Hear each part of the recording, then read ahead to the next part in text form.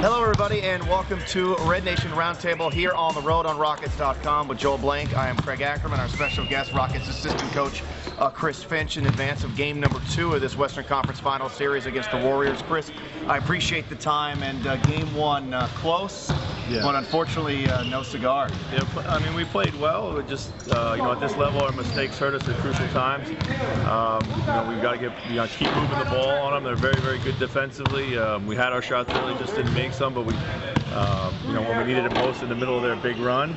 But I thought we played well, and we should take some confidence from that coming into tonight's game.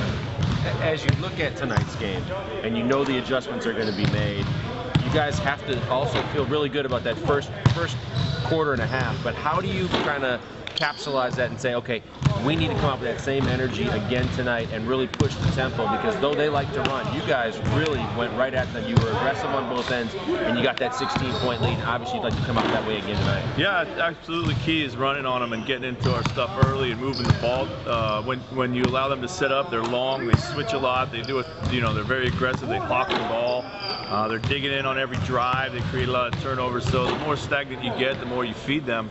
So it's important that we stay fresh. Maybe shorter rotations, guys. Getting in and out of the game so we can keep the tempo high and stay on the attack.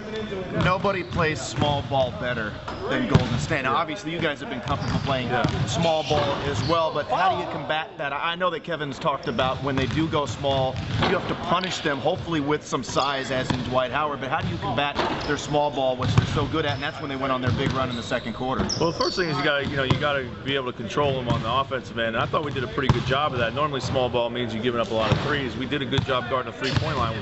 Their small unit hurt our small unit on the offensive glass, which is somewhere where you can't get beat when teams are small. At the other end of the floor, we do need to try to go inside a little bit. Try to take advantage of them, get them to collapse the defense. They're going to come, they're going to trap, use that a little bit to come inside out on them, maybe open up the three-point line on them. And then we got to get busy on our own offensive glass. So when you look at the way you guys attack the Clippers, you made a conscious effort to attack the rim, attack DeAndre Jordan, make him try and make plays defensively. Yeah. Bogut didn't score, but we know he's a defender. But it seems like you guys have an advantage up front with the depth that you have. Is that the same game plan? Do you go and attack them and attack the paint as much as possible early? Well, that's our game plan every night, is to attack the rim as much as possible. And we feel that opens up everything else that we want offensively. There's no time to be conservative. They do a good job of packing the paint. They are very good, very disciplined in their help defense in and around the rim. So a lot of our plays we've made late and deep, and then maybe kick out after that. But we got to go in there. We got to keep going in there. Like I said, they're very physical. They're a very handsy team. So you got to go in there strong, and then be able to finish. We missed a lot of stuff around the rim. I mean, I thought that was one thing that let us down offensively, was our finishing around the rim, particularly with our big guys. Yep.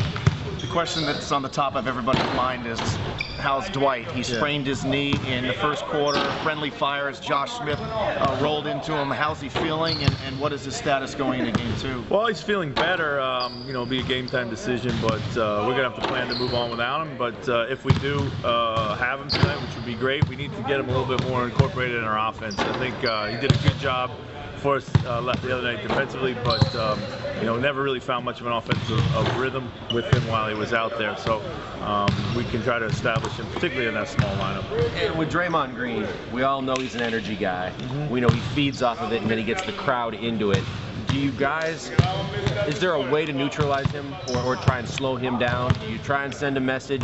Do you go at him as well? Because we all know that when he starts getting the pom-poms going and starts cheerleading as well as playing, he feeds off that energy. Well, they feed off everybody's energy. I mean, they do such a good job of playing well together, punishing you when you make mistakes. Their crowd is certainly into it from the get-go. I think Draymond Green is a very key player for them, but we're not going to overcommit anything to him. I think we just got to match his energy, match his physicality. We have guys that can do that, and we just have to do it for 48 minutes. My last question for you here before we let you run. you've been through the first game. The Warriors have never been in this situation. This group, your group, obviously has not been this far into a season. There's some nerves and so forth, but since the first game has now been played, do you feel like everybody can sort of now settle in? Obviously, I think that more of that happens after the first quarter. Do you think everything sort of settles in now for you guys going forward in the series in terms of your emotions? I think so. I mean, now this is where they're going to make adjustments to some of the things we did. We're going to make adjustments, obviously, and now the chess game begins, and you start to settle in, and you get to know each other more and more, and then how you play off of that will really be a big determinant of who wins today, and then who has momentum going forward in the series. All right, well, that'll do it. Another edition of the Red Nation Roundtable, this time on the road. Rockets and Warriors tonight from Oakland in game number 2 of the Western Conference Finals. Golden State taking game number 1, rallying from 16 down midway through the second quarter and winning by 4. For Chris and Joel, I'm Craig. Thanks for watching. We'll talk to you next time right here on Rockets.com.